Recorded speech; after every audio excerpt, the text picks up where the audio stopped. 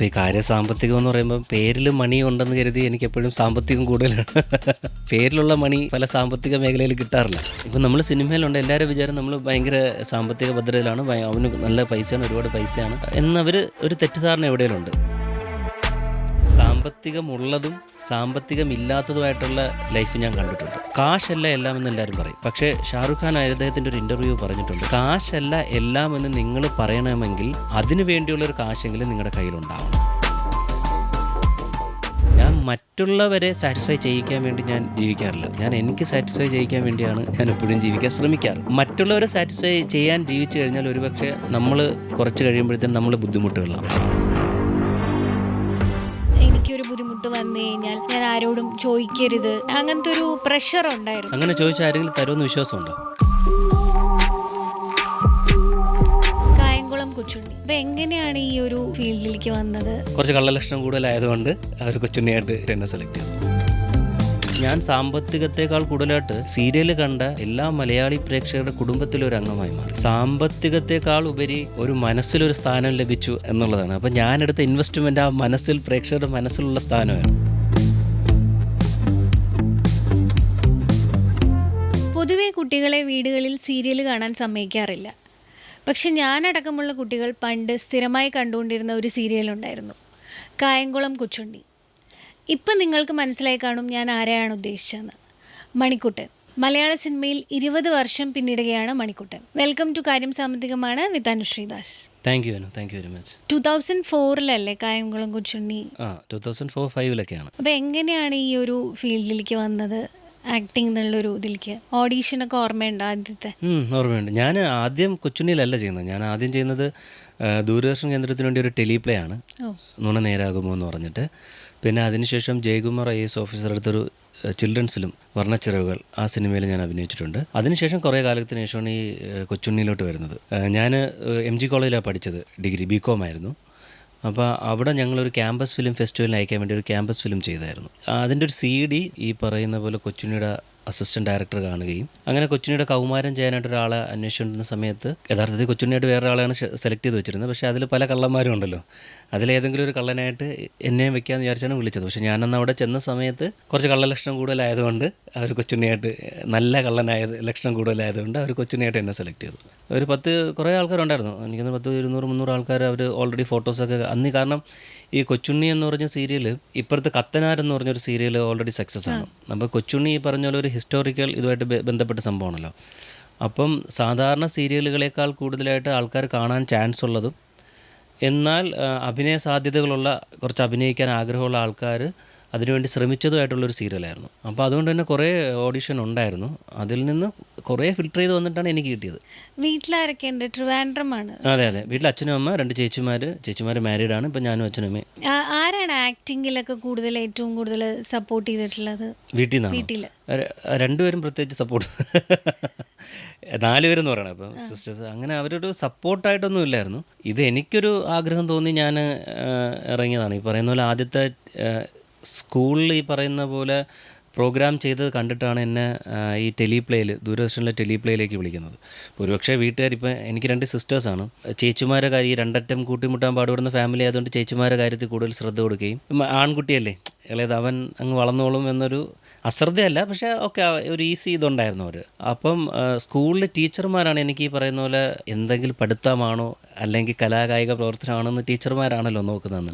അപ്പോൾ അങ്ങനെ നോക്കിയപ്പോഴാണ് എനിക്ക് ഈ പാട്ടും ഡാൻസും ഇങ്ങനെ പ്രോഗ്രാമുകൾ ചെയ്യാൻ താല്പര്യമുണ്ടെന്ന് മനസ്സിലാക്കി അവരാണ് എനിക്കൊരു തുടക്കം ഇട്ട് തന്നത്. അപ്പോൾ എനിക്ക് തോന്നുന്നു വീട്ടുകാരെയും കാട്ടി ഒരുപക്ഷെ എൻ്റെ ഗുരുക്കന്മാരായിരിക്കാം അതിന് കൂടുതൽ ഞാൻ നന്ദി പറയേണ്ടത്. വളരെ ചെറിയ ഏജിൽ ആക്ടിങ് സ്റ്റാർട്ട് ചെയ്തല്ലോ, അപ്പോൾ ഫസ്റ്റ് റെമ്യൂണറേഷൻ കിട്ടിയതൊക്കെ ഓർമ്മയുണ്ടോ? എന്താണ് കിട്ടിയത്? അപ്പോൾ അതെന്താ ചെയ്തത്? വളരെ ചെറുപ്പകാലം എന്ന് പറയുമ്പോഴത്തേന് സ്കൂളിൽ അതൊക്കെ പ്രോഗ്രാമായിരുന്നു. ഈ നുണ നേരാകുമോ എന്നുള്ള സീരിയൽ ടെലിപ്ലേ ചെയ്യുന്ന സമയത്ത് ഞാൻ 4ാം ക്ലാസ്സിലായിരുന്നു. അപ്പോൾ ഇത് ദൂരദർശൻ്റെ ഭാഗമായിട്ട് തന്നെ അവർ ഈ പറയുന്ന പോലെ ഒരു ചെറിയ റെമ്യൂണറേഷൻ ഉണ്ടാവും. അത് എനിക്ക് തോന്നുന്നു അന്ന് 300 രൂപ എന്തോന്ന് കിട്ടിയത്. അത് ഞാൻ വീട്ടിൽ കൊണ്ടു കൊടുത്തു. അങ്ങനെയാണ് അത് എന്ത് ചെയ്യുന്നില്ല, വീട്ടിൽ കൊടുത്താണ്. പിന്നെ അത് കഴിഞ്ഞ് നമ്മൾ കൊച്ചുണ്ണിയിലോട്ടൊക്കെ വന്നപ്പം കുറച്ചുകൂടെ വലുതായല്ലോ. അപ്പം നമുക്ക് കുറേ കൂടെ സ്ഥിരമായിട്ട് കുറച്ച് ഇൻകമൊക്കെ കിട്ടിത്തുടങ്ങി. അപ്പം അത് എന്താ ചെയ്തിരുന്നത്? അത് എങ്ങനെ ഹാൻഡിൽ ചെയ്യേണ്ടതെന്നൊക്കെ പറഞ്ഞു തന്നിരുന്നോ വീട്ടിൽ നിന്ന്? ഇപ്പോൾ ഈ കാര്യം സാമ്പത്തികം എന്ന് പറയുമ്പോൾ പേരിൽ മണി ഉണ്ടെന്ന് കരുതി എനിക്ക് എപ്പോഴും സാമ്പത്തികം കൂടുതലാണ്. ഈ പേരിലുള്ള മണി പല സാമ്പത്തിക മേഖലയിൽ കിട്ടാറില്ല. എന്നെ സംബന്ധിച്ച് ഞാൻ അങ്ങനെ പാഷനേറ്റായിട്ട് ആക്ടിങ് കണ്ട ഒരാളല്ല. കായംകുളം കൊച്ചുണ്ണി എന്ന സീരിയൽ എന്നെ സംബന്ധിച്ചൊരു ഭാഗ്യമായിട്ട് എന്നിലേക്ക് കടന്നു വന്നതാണ്. സീരിയലിൻ്റെ തുടക്കകാലത്ത് നമുക്ക് ഒരുപാട് സാമ്പത്തികമായിട്ടുള്ള ബുദ്ധിമുട്ടുകളുണ്ടായിരുന്നു. കാരണം റേറ്റിംഗ് കുറവായിരുന്നു. അങ്ങനെ ഞങ്ങൾ ഈ പറയുന്ന പോലെ നമ്മളൊരു കുടുംബം പോലെ, ഇപ്പം ഞാൻ, ഡയറക്ടർ, സ്ക്രിപ്റ്റ് റൈറ്റർ, എല്ലാവരും ഒരു കുടുംബം പോലെ ഈ പറയുന്ന പോലെ ഈ സീരിയലിൽ എങ്ങനെയെങ്കിലും ജനങ്ങളുടെ ഇടയിൽ എത്തിക്കണം. കാരണം അതിനകത്ത് അങ്ങനെ ഒരു കണ്ടന്റ് ഉണ്ട്. അല്ല, നമ്മൾ തുടക്കകാലത്ത് ഇത്തിരി ഇതുണ്ടായിരുന്നു. തുടക്കകാലത്ത് നമുക്ക് റേറ്റിംഗ് ഒക്കെ കുറവായിരുന്നു. ഞാൻ തന്നെ ഒരു 8 എപ്പിസോഡ് ചെയ്യാമെന്ന ആളാണ്. പക്ഷേ എൻ്റെ അഭിനയ മികവ് കൊണ്ട് ഈ ചാനൽ പറഞ്ഞ് 4 എപ്പിസോഡായിട്ട് കുറച്ചോ, ഇല്ലെങ്കിൽ ഈ സീരിയൽ ഇപ്പം തന്നെ നിർത്തേണ്ടി വരുമെന്ന് പറഞ്ഞ് അങ്ങനെ 4 എപ്പിസോഡായി കുറച്ചു. പക്ഷേ ഈ 4 എപ്പിസോഡ് വളരെ ചെറിയൊരു റേറ്റിംഗ് കാണിച്ചു. അങ്ങനെ വന്നപ്പോൾ ശരി, ഇവനെ വെച്ച് കുറച്ചും കൂടെ കണ്ടിന്യൂ എന്ന് പറഞ്ഞ് അങ്ങനെ വീണ്ടും ഒരു 10 എപ്പിസോഡായി. വീണ്ടും അങ്ങനെ ഞാനൊരു 280ഓളം എപ്പിസോഡ് ചെയ്തു. അപ്പോൾ അതുകൊണ്ട് തന്നെ സാമ്പത്തികമായിട്ട് വലിയൊരു നേട്ടം എനിക്ക് സീരിയലിൽ നിന്ന് ഉണ്ടായോ എന്ന് വെച്ചാൽ ഇല്ല എന്ന് തന്നെ പറയണം. കാരണം നമുക്ക് അങ്ങനെ ഒരു വലിയൊരു പക്ഷേ ഞാൻ സാമ്പത്തികത്തേക്കാൾ കൂടുതലായിട്ട് ഞാൻ ഈ സീരിയൽ കണ്ട എല്ലാ മലയാളി പ്രേക്ഷകരുടെ കുടുംബത്തിലൊരു അംഗമായി മാറി. അപ്പം സാമ്പത്തികത്തേക്കാൾ ഉപരി ഒരു മനസ്സിലൊരു സ്ഥാനം ലഭിച്ചു എന്നുള്ളതാണ്. അപ്പം ഞാനെടുത്ത ഇൻവെസ്റ്റ്മെൻറ്റ് ആ പ്രേക്ഷകരുടെ മനസ്സിലുള്ള സ്ഥാനമായിരുന്നു. പിന്നെ കിട്ടിയില്ലെന്ന് പറയാൻ പറ്റില്ല, കിട്ടിയിട്ടുണ്ടായിരുന്നു. അത് ഈ പറയുന്ന പോലെ സിസ്റ്റേഴ്സിൻ്റെ കല്യാണം കഴിഞ്ഞപ്പോൾ തന്നെ സാമ്പത്തികമായിട്ട് കുറച്ച് ബുദ്ധിമുട്ടുകൾ വീട്ടിലുണ്ടായിരുന്നു. ഈ പൈസ കൊടുത്തോടും സാമ്പത്തിക ബുദ്ധിമുട്ടുകളെല്ലാം മാറിയെന്ന് ഞാൻ പറയില്ല. പക്ഷേ പലതുള്ളി പെരുവെള്ളം എന്ന് പറയുന്ന പോലെ ആ സമയത്ത് വീട്ടിൽ കൊടുത്തിരുന്നു. ഈ പറയുന്ന പോലെ നമുക്ക് പ്രോഗ്രാമുകൾ വരും, അതുപോലെ തന്നെ ഈ ഉദ്ഘാടനങ്ങളുണ്ടാവും. അപ്പം നമ്മുടെ കോസ്റ്റ്യൂംസും നമ്മൾ അതനുസരിച്ച് നമ്മൾ മാറ്റണം. നമ്മൾ ഈ പറയുന്ന പോലെ എപ്പോഴും നടക്കുന്ന പോലെ പറ്റില്ലല്ലോ. അപ്പം അങ്ങനെയുള്ള ചിലവുകൾക്ക് വേണ്ടിയാണ് ഞാൻ കൂടുതലായിട്ട് ആ കാശുകൾ യൂസ് ചെയ്തിരുന്നത്. യങ്ങസ്റ്റ് ആയതുകൊണ്ട് തന്നെ ശരിക്കും പറഞ്ഞു കഴിഞ്ഞാൽ കുറച്ച് ഇറസ്പോൺസിബിൾ ആവുകയാണ് സാധാരണ. കുറച്ചുകൂടെ പാരൻസ് പാമ്പർ ചെയ്യുക അങ്ങനെയൊക്കെ ആയിരിക്കുമല്ലോ. ഇത് കുറച്ചുകൂടെ ഒരു മെച്യൂർഡ് ആൻഡ് റെസ്പോൺസിബിൾ ആയിട്ട് സ്വയം ഫീൽ ചെയ്തിരുന്നോ അങ്ങനെ? ഇല്ല, ഈ സാമ്പത്തികമുള്ളതും സാമ്പത്തികമില്ലാത്തതുമായിട്ടുള്ള ലൈഫ് ഞാൻ കണ്ടിട്ടുണ്ട്. കാരണം ഞാൻ സിനിമ വന്നതിന് ശേഷം സാമ്പത്തികം ഉണ്ടായെന്നല്ല അതിനർത്ഥം. ഞാൻ പറഞ്ഞില്ല, ഞാൻ എൻ്റെ വീട്ടിൽ ഈ പറയുന്ന പോലെ വളരെ സാമ്പത്തിക ബുദ്ധിമുട്ടുള്ള ഒരു വീട്ടിലാണ് ഞാൻ വളർന്നത്. അപ്പോൾ ഈ 2 ചേച്ചിമാരെ വളർത്തണം, ഒപ്പം എൻ്റെ കാര്യം നോക്കണം. അപ്പം അതിൻ്റേതായ ബുദ്ധിമുട്ടുകൾ വീട്ടിൽ നിന്നും പൊതുസമൂഹത്തിൽ പോകുന്ന സമയത്ത് അതിൻ്റേതായ ബുദ്ധിമുട്ടുകൾ ഞാൻ അന്ന് കണ്ടിട്ടുണ്ട്. ഞാൻ എന്നിട്ട് എൻ്റെ ഒരു 2ാം ക്ലാസ്സിന് ശേഷം ഞാൻ പപ്പ മുന്നേ ജോലി ചെയ്തിരുന്ന ഒരു വീട്ടിലാണ് ഞാൻ നിന്ന് പഠിച്ചത്. ആ വീട്ടിൽ സാമ്പത്തികമായിട്ട് വളരെ റിച്ചാണ് ആ ഫാമിലി. അപ്പം അവിടുത്തെ ആൻറ്റിയുടെ പേരാണ് മണി. അങ്ങനെ അവരുടെ സ്നേഹം കൊണ്ടാണ് എൻ്റെ കുട്ടിക്കാലത്ത് മണിക്കുട്ടൻ എന്ന പേര് വന്നത്. അപ്പോൾ അത്രത്തോളം എൻ്റെ ഫാമിലി അവരത് കടപ്പെട്ടിരിക്കുന്നു. അപ്പോൾ ഞാൻ ആൻറ്റിക്ക് ഒരു മോനേ ഉള്ളൂ. അപ്പോൾ അവൻ്റെ ഒരു കൂട്ടായിട്ടാണ് ഞാൻ അവിടെ പോയി നിന്നത്. അവർ നല്ല സാമ്പത്തികമുള്ളൊരു ഫാമിലിയാണ്. അപ്പോൾ സാമ്പത്തികമുള്ളൊരു ഫാമിലിയിൽ അവിടെ ചെന്ന് നിന്ന സമയത്ത് നമ്മുടെ കയ്യിൽ സാമ്പത്തികമുണ്ടായാൽ എന്തൊക്കെയാണ് നമുക്ക് കിട്ടുന്ന ഈ പറഞ്ഞ പോലെ അനുകൂലമായിട്ടുള്ള സാഹചര്യങ്ങൾ, നമുക്ക് എന്തൊക്കെ ലൈഫിൽ അനുകൂലമായിട്ടുള്ള സാഹചര്യങ്ങൾ, അതും ഞാൻ കണ്ടിട്ടുണ്ട്. സിനിമ വന്നിട്ട് എനിക്ക് അധികം സാമ്പത്തിക ഭദ്രത ഉണ്ടായിട്ടില്ല. അപ്പോൾ ഈ 2 വളർച്ച, എൻ്റെ കുട്ടിക്കാലത്ത് ഈ ബുദ്ധിമുട്ടും എന്നാൽ പിന്നെ ആ ഫാമിലിയിൽ നിന്ന് ഈ 2 ഞാൻ കണ്ടിട്ടുണ്ട്. പിന്നെ ഞാൻ സിനിമ വന്നു കഴിഞ്ഞപ്പോഴത്തേന് എനിക്കൊരു വലിയൊരു കോട്ട്സ്, ഈ ഷാറുഖ് ഖാൻ പറഞ്ഞൊരു കോട്ട്സ് എൻ്റെ മനസ്സിലെപ്പോഴും, നമ്മൾ കാശല്ല എല്ലാം എന്ന് എല്ലാവരും പറയും കാശല്ല എല്ലാം. പക്ഷേ ഷാറുഖ് ഖാൻ അദ്ദേഹത്തിൻ്റെ ഒരു ഇൻ്റർവ്യൂ പറഞ്ഞിട്ടുണ്ട്, കാശല്ല എല്ലാം എന്ന് നിങ്ങൾ പറയണമെങ്കിൽ അതിനു വേണ്ടിയുള്ളൊരു കാശെങ്കിലും നിങ്ങളുടെ കയ്യിലുണ്ടാവണം. അതിനുള്ള സാമ്പത്തിക ഭദ്രതയെങ്കിലും ഉണ്ടായാൽ മാത്രമേ നമ്മൾ കാശല്ല എല്ലാം എന്ന് പറയും. പിന്നെ ഞാൻ പഠിച്ചത് കോമേഴ്സാണ്. അപ്പം ഈ ടാലി ആക്കുക എന്ന് പറയുന്ന സംഭവം ഞാൻ ഓൾറെഡി പഠിച്ചിട്ടുണ്ട്. ഇപ്പം എൻ്റെ ജീവിത ഈ സാഹചര്യവും എൻ്റെ പഠിത്തത്തിൽ നിന്ന് കിട്ടിയ ഈ ഒരു അറിവും ഒപ്പം ഞാൻ ഇഷ്ടപ്പെടുന്ന ചില ആർട്ടിസ്റ്റുകളോ അല്ലെങ്കിൽ ഞാൻ മഹത് വ്യക്തികളോ പറഞ്ഞ കാര്യങ്ങളും കൊണ്ടാണ് അങ്ങനെ ഒരു സാമ്പത്തിക മൈൻഡ് ഈ പറയുന്ന പോലെ എന്നിൽ വളർത്തിയെടുക്കാൻ സാധിച്ചത്. പിന്നെ എപ്പോഴാണ് തീരുമാനിച്ചത് ഓക്കെ ഇതാണ് എൻ്റെ കരിയർ അല്ലെങ്കിൽ ഇതാണ് ഞാൻ ഫോക്കസ് ചെയ്യുന്നത്? കാരണം സാമ്പത്തികമായിട്ടും ഭയങ്കര ഒരു ഇതുണ്ടായിരുന്നില്ല എന്നല്ലേ പറഞ്ഞപ്പോൾ എന്തുകൊണ്ടാണ് പിന്നെ ആ ഒരു കരിയറിൽ തന്നെ ഫോക്കസ് ചെയ്തത്? ഞാൻ ഈ കൊച്ചുണ്ണിയായിട്ട് അഭിനയിച്ച് 250 എപ്പിസോഡ് കഴിഞ്ഞപ്പോഴത്തേന് എന്നേക്കാൾ കൂടുതൽ അതിൻ്റെ സന്തോഷം അനുഭവിച്ചിരുന്നത് എൻ്റെ ഫാമിലി, എൻ്റെ പപ്പയും അമ്മയും എൻ്റെ സിസ്റ്റേഴ്സൊക്കെയാണ്. കാരണം പണ്ടൊക്കെ നമ്മളൊരു ഫാമിലി ഫംഗ്ഷനോ അല്ലെങ്കിൽ വീടിനടുത്തുള്ളൊരു ഫംഗ്ഷനോ നമ്മളൊക്കെ വന്നോ പോയോ എന്നൊന്നും നോക്കാറില്ല. പക്ഷേ നമ്മുടെ നാട്ടിലൊരു വലിയ റെക്കഗ്നൈസേഷൻ എൻ്റെ പപ്പയ്ക്കും അമ്മയ്ക്കും എൻ്റെ സഹോദരങ്ങൾക്ക് കിട്ടി. അവർ ഈ പറയുന്ന പോലെ ജോലി സ്ഥലത്ത് പോകുമ്പോഴത്തേന് എൻ്റെ പപ്പ ഈ പറഞ്ഞ KSRTC ഡ്രൈവറായിരുന്നു. അമ്മ ഒരു സ്കൂളിൽ നോൺ ടീച്ചിങ് ചെറിയൊരു ജോലിയായിരുന്നു. പക്ഷേ ഇവർക്ക് രണ്ടുപേർക്കും ഈ ചെയ്തിരുന്ന ജോലിയേക്കാൾ കൂടുതൽ സ്നേഹവും പരിഗണനയും പല സ്ഥലങ്ങളിൽ കിട്ടുന്നത് അവർക്ക് ഭയങ്കര സന്തോഷമായി തോന്നി. അവരെൻ്റെ അടുത്ത് വന്ന് പറയുകയും ചെയ്തു. ഓക്കെ, അപ്പോൾ ഞാൻ വിചാരിച്ചു ഈ ഫീൽഡിൽ നമ്മൾ നിൽക്കണം. നമുക്ക് അഭിനയം ഞാൻ പഠിച്ചിട്ട് വന്ന ആളൊന്നുമല്ല. അതിനുശേഷം എനിക്ക് ഇമ്മീഡിയറ്റ് കൊച്ചുണ്ണി കഴിഞ്ഞിട്ട് ഇമ്മീഡിയറ്റ് 2-3 സിനിമ കിട്ടി. അപ്പോൾ ഞാൻ വിചാരിച്ചു ഓക്കെ, ഇതായിരിക്കാം, ഇങ്ങനെ എളുപ്പമാണ് സിനിമയെ കിട്ടാനായിട്ട്, നമുക്ക് ഈ പറയുന്ന പോലെ ഇങ്ങനെ നിലനിന്ന് പോകാമെന്ന് കരുതി ഞാൻ എൻ്റെ പഠിത്തം നിർത്തി സിനിമയിലേക്ക് ഇറങ്ങി. ഒരു സ്ട്രഗ്ലിംഗ് പീരീഡ് വന്നപ്പോഴാണ് അയ്യോ ഞാനൊരു തെറ്റായ ഈ പറയുന്ന പോലെ എനിക്ക് അർഹതയില്ലാത്തൊരു ഒരു ഇൻഡസ്ട്രിയിലാണോ ഞാൻ നിൽക്കുന്നത്, അല്ലെങ്കിൽ ഞാൻ വന്ന ഇൻഡസ്ട്രി മാറിപ്പോയി, ഇതല്ലേ എനിക്ക്, അങ്ങനെ ഒരു ചിന്ത വന്നിട്ട് ഞാൻ കുറച്ച് സീരിയസ് ആയിട്ട് ആക്ടിങ്ങിനെ കുറിച്ച് ചിന്തിച്ചു തുടങ്ങിയത്. അവിടെ നിന്നാണ് ഞാൻ ആക്ടറല്ല, ഞാനൊരു ആക്ടിങ് സ്റ്റുഡൻ്റ് ആയാൽ മാത്രമേ അങ്ങനെ ഒരു മനോഭാവത്തോടുകൂടി ഈ പറഞ്ഞ ഇൻഡസ്ട്രിയിൽ നിന്നാൽ മാത്രമേ മുന്നോട്ട് പോകാൻ സഹായിക്കുകയുള്ളൂ. ആ ഒരു റെക്കഗ്നൈസേഷൻ, അങ്ങനെ ഒരു പോയിൻ്റ് വെച്ചാണ് ഇതാണ് എനിക്ക് പറ്റിയ ഈ പറഞ്ഞൊരു സീരിയസ് ആയിട്ട് അപ്രോച്ച് ചെയ്യേണ്ട ഒരു മേഖല, അല്ലെങ്കിൽ ഇതാ എനിക്ക് പറ്റിയ മേഖലയാണ്, ശ്രമിച്ചു നോക്കുക. ഓൾറെഡി ഞാൻ വിദ്യാഭ്യാസം വിട്ടു, ഇനിയിപ്പോൾ ഇത് തിരിച്ചറിയാൻ തന്നെ ഒരു 6-7 വർഷമായി. അപ്പോൾ വിദ്യാഭ്യാസം വിട്ട് വേറെ ജോലിയും നമ്മൾ നോക്കുന്നില്ല. ഇനി ഇതേ ഉള്ളൂ നമ്മുടെ ഈ പറയുന്ന നമ്മൾ ഇതിലിറങ്ങി, ഇനി ഇതേ ഉള്ളൂ എന്നൊരു അവസ്ഥ അപ്പോഴാണ് ഞാൻ മനസ്സിലാക്കുന്നത്. അപ്പോഴാണ് കുറച്ചും കൂടെ ആക്ടിങ്ങിനെ ഞാൻ പാഷനേറ്റായിട്ടും സീരിയസ് ആയിട്ടും കണ്ടു തുടങ്ങിയത്. ഇപ്പോൾ എന്തൊക്കെയാണെങ്കിലും നമുക്ക് ലൈക്ക് കാര്യം സാമ്പത്തികമാണെന്ന് പറയുന്ന പോലെ തന്നെ നമുക്ക് ഒരു ഇൻസ്റ്റബിലിറ്റി ഉണ്ടല്ലോ. ഇപ്പോൾ സിനിമാ മേഖലയിൽ ഒരു ഇൻസ്റ്റബിലിറ്റി ഉണ്ട്, ഒരു സ്റ്റേബിൾ ഇൻകം അല്ല. അതുകൊണ്ടാണ് ബാങ്കിൽ നിന്ന് ലോൺ കിട്ടാൻ പാടില്ല. അപ്പോൾ അതുകൊണ്ട് തന്നെ എന്ത് ചെയ്യുമായിരുന്നു, എങ്ങനെയായിരുന്നു ഫിനാൻസസ് മാനേജ് ചെയ്തിരുന്നത് പിന്നീട് അങ്ങോട്ട്? ഞാൻ പറഞ്ഞില്ല, കുട്ടിക്കാലത്ത് ഞാൻ ഒരു വേറെ വീട്ടിൽ നിന്നാണ് പഠിച്ചത്. അപ്പോൾ അവിടെ നിന്ന് ഈ വീട്ടിലോട്ടൊക്കെ വരുന്ന സമയത്ത് ചെറിയൊരു ഇൻകം ആൻറ്റി എനിക്ക് തരും. അപ്പം ഞങ്ങൾ അവിടെ ഒരു കടയിൽ ഈ ചിട്ടി പോലൊരു സംഭവം ഉണ്ടായിരുന്നു. അതായത് കുട്ടികൾ നമ്മൾ 50 പൈസയെങ്കിൽ 50 പൈസ, 1 രൂപയെങ്കിൽ 1 രൂപ, അതിങ്ങനെ 100 കോളം തികയ്ക്കുമ്പോൾ ഇത്ര രൂപയായിട്ട് കിട്ടും. അപ്പോൾ ഇത് ഞാൻ പണ്ട് കുട്ടിക്കാലത്തെ ചെയ്യുമായിരുന്നു. ഞാൻ എനിക്ക് തോന്നുന്നു ഒരു 8-ാം ക്ലാസ്സിലൊക്കെ പഠിക്കുന്ന 7-ാം ക്ലാസ്സിൽ 8-ാം ക്ലാസ്സിലൊക്കെ പഠിക്കുന്ന സമയത്ത് അപ്പോൾ ഇതെല്ലാം കളക്ട് ചെയ്ത് വന്നിട്ട് ഒരു പൈസ നമ്മുടെ കയ്യിൽ വരും. അപ്പം ഞാനൊരിക്കൽ ഒരു 10 രൂപയുടെ ഇത് തുടങ്ങിയിട്ടുണ്ടായിരുന്നു. ആദ്യം 50 പൈസയിലാണ് തുടങ്ങിയത്, പിന്നെ കുറേ കഴിഞ്ഞ് ഒരു 10 രൂപയുടെ ഇത്, അതിങ്ങനെ 10 രൂപ അടച്ചടച്ച് കുറേ സമയം എടുത്തോട്ടെ, എനിക്ക് തോന്നുന്നു ഒരു വർഷമൊക്കെ കഴിഞ്ഞു ഫുള്ളാക്കി തീരാനായിട്ട്. അതിങ്ങനെ നിറഞ്ഞു വന്നപ്പോഴത്തേനും ഒരു പൈസ കിട്ടി. അപ്പോൾ നമുക്ക് അവിടെ തന്നെ ഒരു തോട്ട് പ്രോസസ്സ് ഉണ്ടായിരുന്നു. ഇപ്പം നമുക്കൊരു 10 രൂപ കിട്ടിയാൽ അതിലൊരു 3 രൂപ നമ്മൾ ഇൻവെസ്റ്റ് ചെയ്യണം, ഒരു 3 രൂപ നമ്മൾ നമ്മുടെ കുടുംബത്തിൻ്റെ മറ്റുള്ള കാര്യങ്ങളെ ആവശ്യത്തിന് ഇൻവെസ്റ്റ് ചെയ്യണം, ബാക്കി നമ്മുടെ ചിലവിന്, നമ്മുടെ ആവശ്യമുള്ള ചിലവിന് ഇതെടുക്കണം. അത് സിനിമയിൽ വന്നപ്പോഴും ഞാനത് അപ്ലൈ ചെയ്തു എന്നേ ഉള്ളൂ.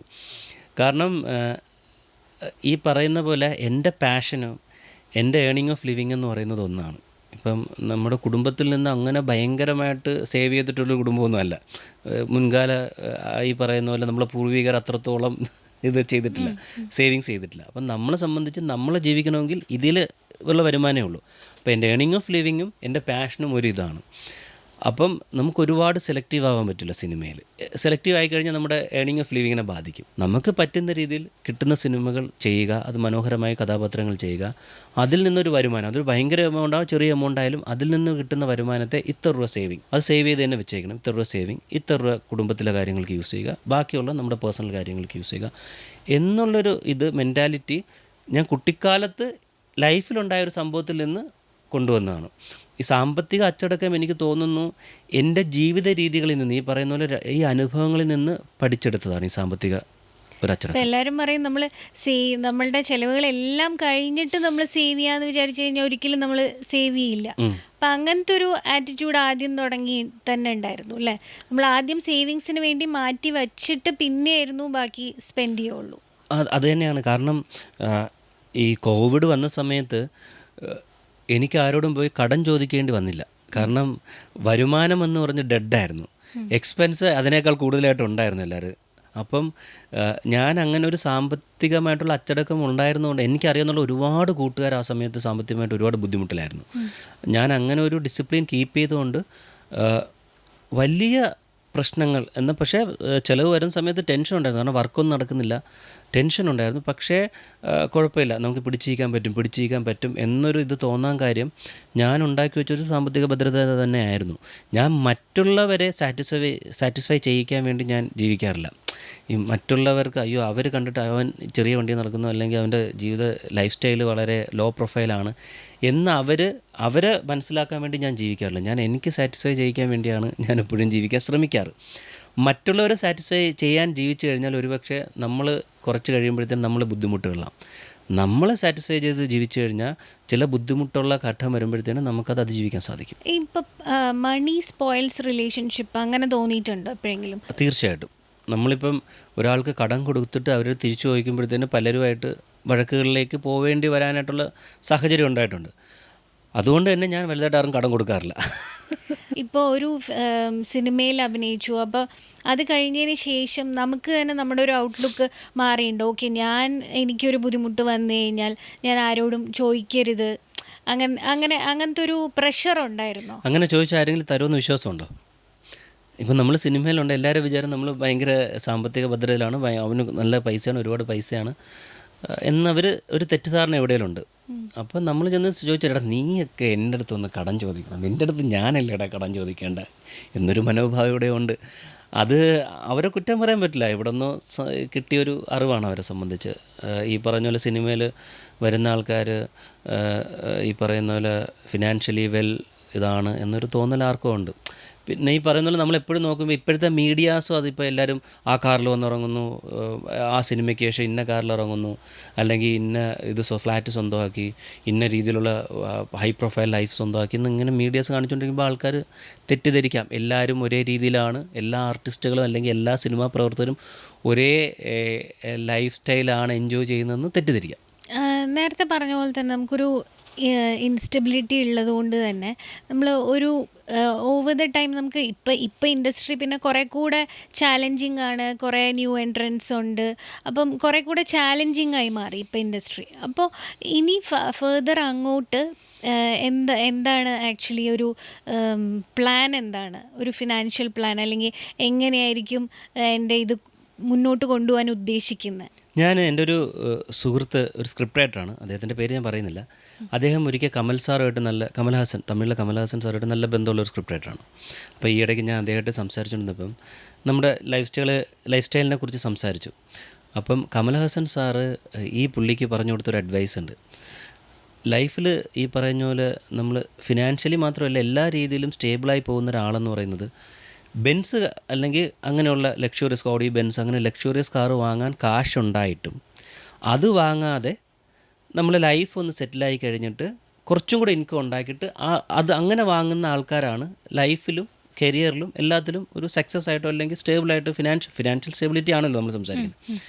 അപ്പോൾ ഈ ഒരു കാര്യം എന്നോട് സംസാരിച്ചപ്പോൾ അത് എനിക്ക് ശരിയായി തോന്നി. ഇപ്പം നമ്മുടെ കയ്യിൽ ആ കാർ വാങ്ങിക്കാൻ ഇമ്മീഡിയറ്റ് ആയിട്ട് വാങ്ങിക്കാൻ പൈസ ഉണ്ടാകും, പക്ഷെ നമ്മൾ ഈ പറയുന്ന പോലെ അതിൽ കുറച്ച് മാറ്റി വെച്ചിട്ട് നമുക്ക് അപ്പം ഏത് കാറാണോ ആവശ്യം ആ ആവശ്യമുള്ള കാറ് വാങ്ങിയിട്ട് ബാക്കി ക്യാഷ് നമുക്ക് എന്തെങ്കിലും ഒരു ഈ പ്രോഫിറ്റബിൾ ആയിട്ടുള്ള സംഭവത്തിൽ ഇൻവെസ്റ്റ് ചെയ്ത് കഴിഞ്ഞാൽ അത് നമ്മുടെ ലൈഫിനെ കുറച്ചും കൂടെ മെച്ചപ്പെട്ട രീതിയിൽ കൊണ്ടുപോകാൻ സാധിക്കും. നമുക്ക് പറയാൻ പറ്റില്ല എപ്പോഴാണ് നമുക്ക് നല്ല കാലവും മോശക്കാലവും എന്ന് പറയുന്നത്.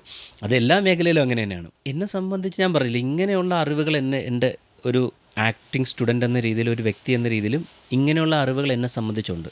നമുക്കിപ്പോൾ സിനിമയുണ്ടോ ഇല്ലയോ എന്നുള്ളതൊക്കെ അല്ലെങ്കിൽ അത് പബ്ലിക് നോക്കും, പക്ഷേ ആപേക്ഷികമായിട്ടുള്ള സന്തോഷം ഉണ്ടാവുമല്ലോ. ഓക്കെ, നമ്മൾ ആഗ്രഹിച്ചൊരു പൊസിഷനിൽ നമ്മൾ എത്തിക്കൊണ്ടിരിക്കുകയാണ്.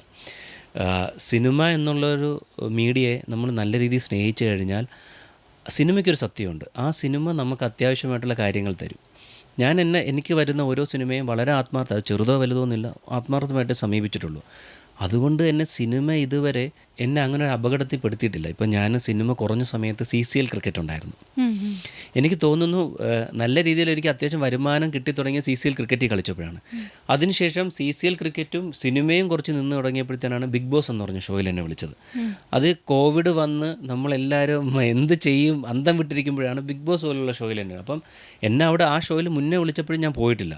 പക്ഷേ ആ സമയത്ത് കോവിഡ് വന്നിട്ട് നമുക്ക് അത്യാവശ്യം ഞാൻ പറഞ്ഞില്ല ഇൻകം ഇല്ല, എക്സ്പെൻസ് ഉണ്ട്. അപ്പോൾ കുറച്ച് പൈസ എനിക്ക് ആവശ്യമുണ്ടായിരുന്നു. Something is better than nothing എന്നൊരു ഘട്ടം വന്നപ്പോൾ എന്നെ സിനിമാ നടൻ എന്ന രീതിയിലാണ് അവിടെയും വിളിച്ചത്. അപ്പോൾ സിനിമയെ ഞാൻ ആത്മാർത്ഥമായിട്ട് സ്നേഹിച്ചുകൊണ്ട് സിനിമ എനിക്ക് ആവശ്യമായിട്ടുള്ള ഘട്ടങ്ങളിൽ എന്നെ സഹായിച്ചിട്ടുണ്ട്.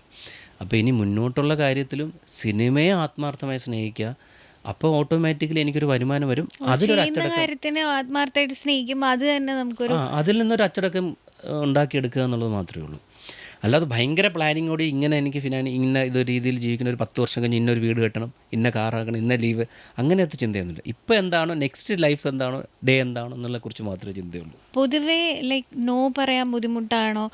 പ്രത്യേകിച്ച് പൈസയുടെ കാര്യം വരുമ്പോൾ ഇപ്പം ചിലപ്പം നമുക്ക് പൈസ ചിലവർ തരില്ല, നമുക്ക് കിട്ടാത്ത ഒത്തിരി പൈസ ഉണ്ടാവും. അപ്പോൾ ആ കാര്യത്തിലൊക്കെ എങ്ങനെയാണ് സാധാരണ ഡീൽ ചെയ്യാറുള്ളത്? അത് നമുക്ക് ചോദിക്കാനേ പറ്റുള്ളൂ, അല്ലാതെ നമ്മൾ പിന്നെ അത് വഴക്കിലേക്ക് പോകും.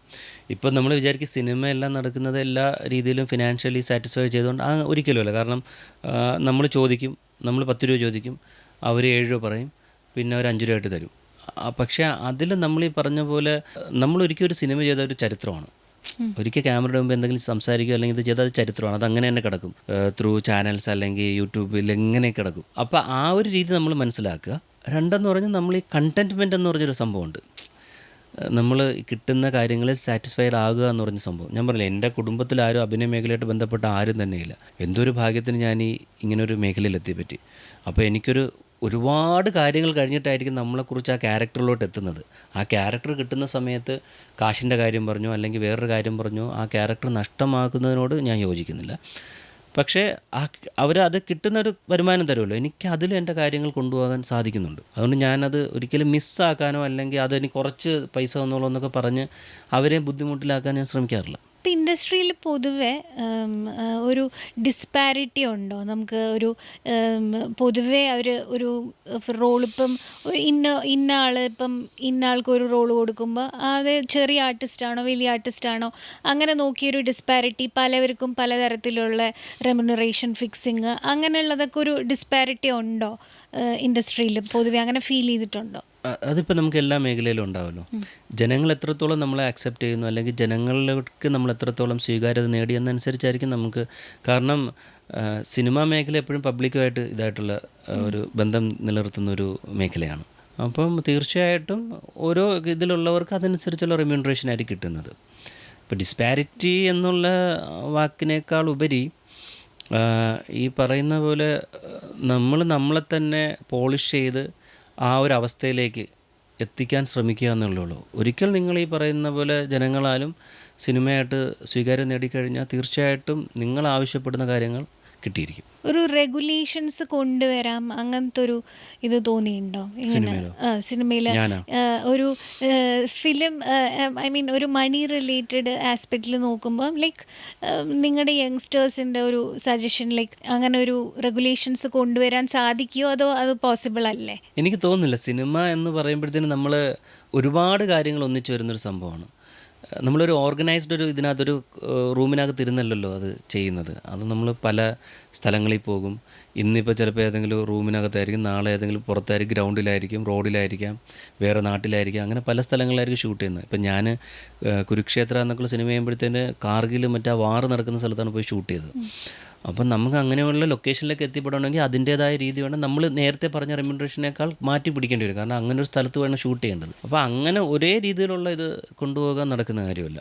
ഓരോ സിനിമയും അതിൻ്റേതായൊരു ഇത് അർഹിക്കുന്നുണ്ട്. അപ്പോൾ അങ്ങനെ നേരത്തെ റെമ്യൂണറേഷൻ ഫിക്സ് ചെയ്തിട്ട് പിന്നെ അത് അതിൻ്റെ സിറ്റുവേഷൻസ് അനുസരിച്ചിട്ട് മാറ്റി തന്നിട്ടുള്ള സിറ്റുവേഷൻസ് ഉണ്ട്. ഞാൻ പറഞ്ഞില്ലേ, ഞാനൊരിക്കലും ഒരു റെമ്യൂണറേഷൻ്റെ കാര്യം പറഞ്ഞ് എൻ്റെ ഒരു കഥാപാത്രം നഷ്ടപ്പെടുത്താൻ ഞാൻ ആഗ്രഹിക്കാത്തൊരു ആക്ടറാണ് ഞാൻ. അപ്പം ഞാൻ അതിനെക്കുറിച്ച് ചിന്തിച്ചിട്ടില്ല. ഇപ്പോൾ ഈ പറയുന്ന പോലെ ഞാൻ പറഞ്ഞു, ഞാൻ കണ്ടൻറ്റ്മെൻറ്റ് എന്ന് പറഞ്ഞൊരു വാക്കിൽ വിശ്വസിക്കുന്നു. സംതൃപ്തനാണ്, എനിക്ക് കിട്ടുന്ന കാര്യങ്ങളിൽ നേടിയ കാര്യങ്ങൾ സംതൃപ്തനാണ്. പിന്നെ ഈ നമുക്ക് എന്തെങ്കിലും മാറ്റങ്ങൾ കൊണ്ടുവരാൻ സാധിക്കണമെങ്കിൽ നമ്മൾ അതിൻ്റേതായ ഒരു ഇതിലെത്തണം. ഇപ്പം നമ്മൾ മാറ്റങ്ങൾ കൊണ്ടുവരേണ്ടത് നമ്മളുടെ ആക്ടറിലാണ് മാറ്റങ്ങൾ വരുത്തേണ്ടത്. അത് മാറിക്കഴിയുമ്പോൾ നമ്മളൊരു സ്ഥാനത്തെത്തിക്കഴിയുമ്പോൾ നമുക്ക് ഇന്ന കാര്യങ്ങൾ മാറ്റണമെന്ന് തോന്നിക്കഴിഞ്ഞാൽ നമുക്ക് അഭിപ്രായം പറയാം. നമ്മൾ ശ്രമിക്കേണ്ടത് കുറച്ചും കൂടെ നമ്മൾ ഈ ഒരു ഇൻഡസ്ട്രിയിലെ ട്രാക്കിലെത്തിക്കുക എന്നുള്ളതാണ്. ഞാനിപ്പോൾ അതിനാണ് ശ്രമിച്ചുകൊണ്ടിരിക്കുന്നത്. ഇപ്പോൾ സിനിമ മേഖലയിൽ പുതുതായിട്ട് വരുന്ന ആൾക്കാർ ഇപ്പം നിങ്ങൾ വന്ന ആ ടൈമും ഇപ്പോഴത്തെ ടൈമും തമ്മിൽ ഭയങ്കര വ്യത്യാസമുണ്ട്. അപ്പോൾ ഇപ്പം കൂടുതൽ ആൾക്കാർ വരുന്നതുകൊണ്ട് പല ആൾക്കാരും ഇങ്ങനെ 1-2 ഫിലിമിൽ വന്ന് പോകുന്നുണ്ട്. അതിനെ ഭയങ്കരമായിട്ട് പാഷനായിട്ട് സ്ഥിരമായി കൊണ്ടുപോകുന്ന ആൾക്കാരും ഉണ്ട്. അതിൽ തന്നെ ഇങ്ങനെ മണിക്കൂട്ടിനെ പോലെ തന്നെ അതിൽ ഉറച്ചു നിന്ന് പോകുന്ന ആൾക്കാരും ഉണ്ട്. അപ്പോൾ അങ്ങനെ വരുന്നവർക്ക് കൊടുക്കാനുള്ളൊരു അഡ്വൈസ് എന്തായിരിക്കും? ഞാൻ എന്നെ തന്നെ എങ്ങനെ ഉപദേശിക്കുമെന്ന് പറഞ്ഞിരിക്കുമ്പോഴാണ് എനിക്ക് തോന്നുന്നു ഇന്നത്തെ യങ്സ്റ്റേഴ്സ് അങ്ങനെ ഈ ഉപദേശമൊന്നും, കാരണം അവർ വളരെ മെച്ചുവേർഡാണ്. ഈ ഒബ്സർവേഷൻ വളരെ കൂടുതലായിട്ടുള്ള ആൾക്കാരാണ്. നമ്മളെയൊക്കെ ഈ ലോകം കംപ്ലീറ്റ് ഈ പറയുന്ന പോലെ മൊബൈലിലൂടെ അറിയുന്ന ആൾക്കാരാണ്. മാതാപിതാ, ഗൂഗിൾ, ദൈവം, ഗുരു, ദൈവം അങ്ങനെയായി. നമ്മൾ ഉപദേശിക്കേണ്ട ആവശ്യമൊന്നുമില്ല. എൻ്റെ ലൈഫ് എങ്ങനെ നന്നാക്കാം, അതിന് എനിക്ക് എന്ത് ഉപദേശം കൊടുക്കാമെന്നേ ഞാൻ ചിന്തിക്കുന്നു. പിന്നെ നമ്മളും അവരുമായിട്ടുള്ള വ്യത്യാസം വന്നത്, ഞാൻ സിനിമ വന്ന സമയത്ത് എനിക്ക് വന്നിരുന്ന സിനിമകൾ വേറെ ആർട്ടിസ്റ്റുകളടുത്ത് പോയിട്ട് അവർക്ക് ഡേറ്റ് ഇല്ലാതെ അല്ലെങ്കിൽ അവർ റിജക്റ്റ് ചെയ്ത് വരുന്ന, അപ്പോൾ വലിയ ആർട്ടിസ്റ്റുകളടുത്ത് പോയിട്ടൊക്കെയാണ് വരുന്നത്.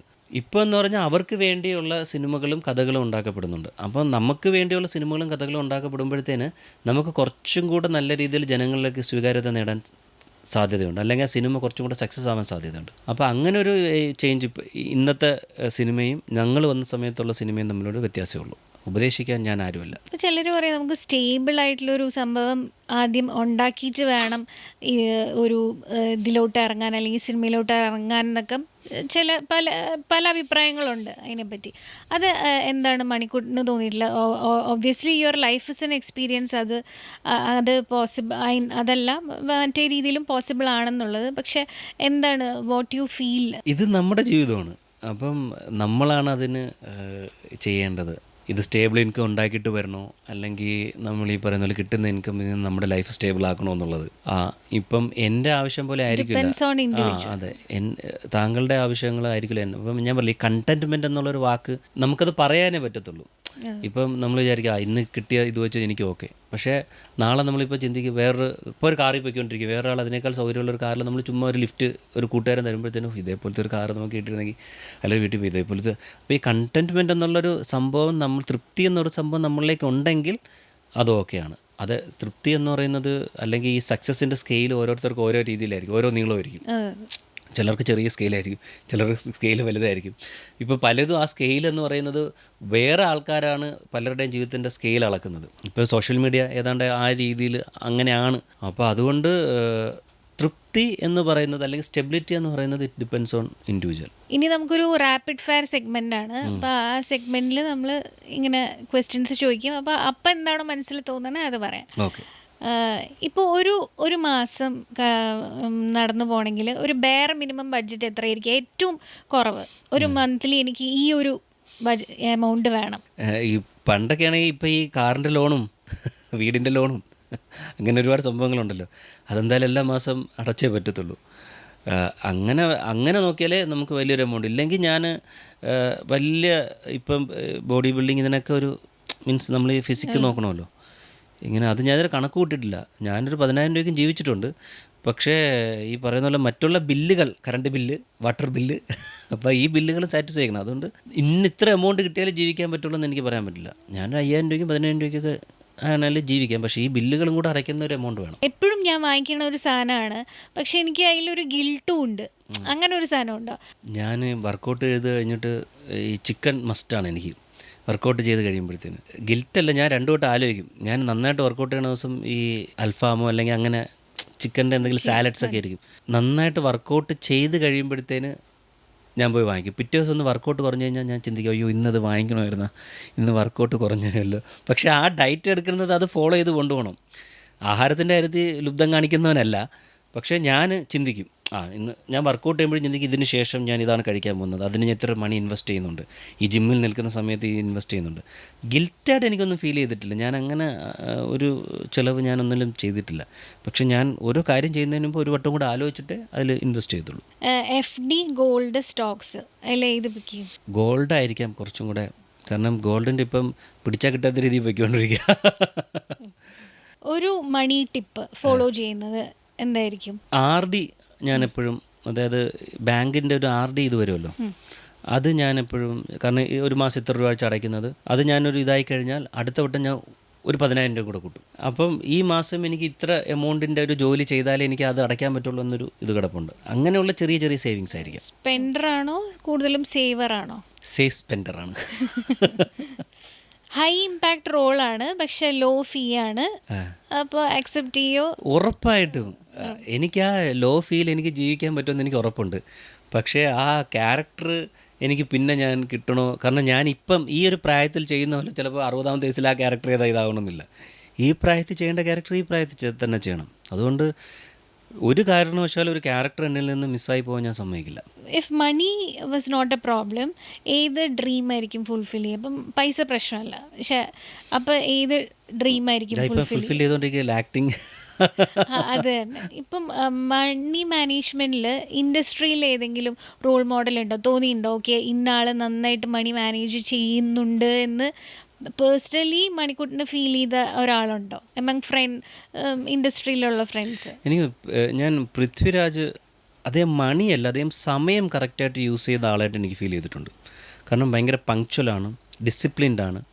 അതിൽ രാജുവിന് എനിക്ക്, കാരണം പുള്ളി ഇത്ര സമയത്ത് ഷൂട്ടിങ്ങിനെത്തും, അതിനുശേഷം കഴിഞ്ഞിട്ട് അതിൻ്റെ ഡിസ്കഷൻ ഉണ്ടാവും. ഞാൻ ഒരുപാട് ഡയറക്ടേഴ്സിനോട് അങ്ങനെ അധികം വർക്ക് ചെയ്തിട്ടില്ല. ചെയ്തതിൽ എനിക്ക് തോന്നിയിട്ട് എൻ്റെ ഒരു സുഹൃത്തു കൂടിയാണ് അദ്ദേഹം. അപ്പം അങ്ങനെ തോന്നിയിട്ടുള്ള പൃഥ്വിരാജിലാണ്.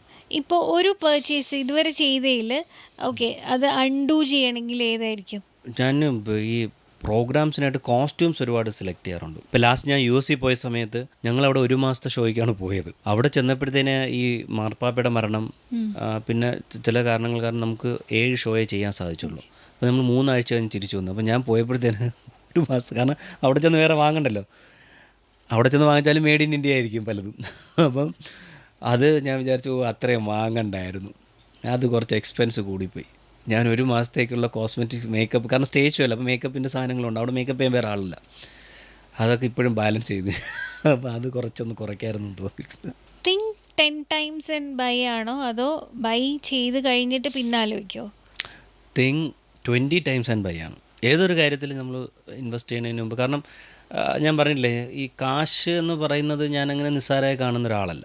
അതിനൊരു 20 വട്ടമെങ്കിലും ചിന്തിക്കും. Thank you so much for coming to the show. Because ഞാനും ചെറുതായിരിക്കുമ്പം ഈ സീരിയൽ സ്ഥിരമായി കാണുമായിരുന്നു. എൻ്റെ വീട്ടിൽ അമ്മയും അനിയനും ഒക്കെ സ്ഥിരമായിട്ട് കാണുമായിരുന്നു.